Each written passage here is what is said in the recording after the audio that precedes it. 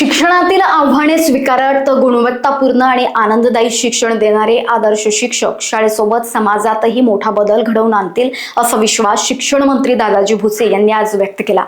त्यांनी शासकीय शाळांमध्ये मूलभूत सुविधा वाढवण्यासाठी पीएम श्री योजनेअंतर्गत 5000 शाळांच्या इमारती बांधण्याची प्रक्रिया सुरू असल्याचे सांगितले।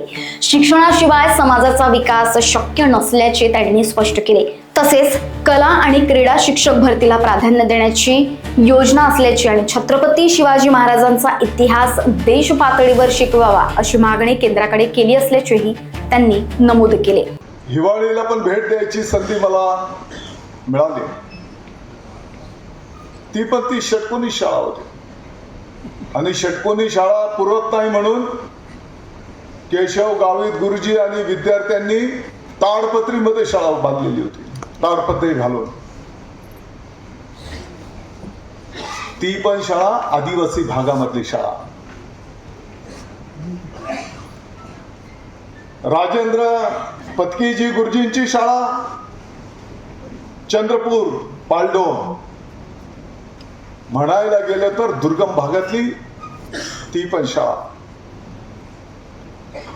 खुर्शीद शेख साहेब, मी पण फोटो काढून घेतला, कुठं गेलो म्हटलं बाबा उद्या ओळखायला पाहिजे कधी एखादा पिक्चर डायरेक्टर।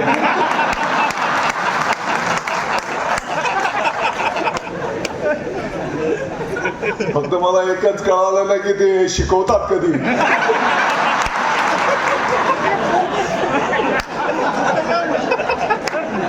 हसत खेळत शिकवतात।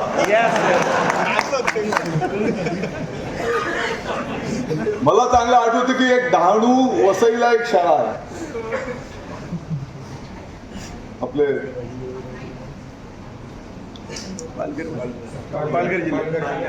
पालघर जिल्ह्यात ग्राम विकास। तर विद्यार्थ्यांना शिकवतात आणि खेळण्यातूनच ते शिकतात। शिक्षकाचं काम फक्त दिशा देणं, अशा प्रकारची ती शाळा होती। आणि म्हणून मला वाटतं की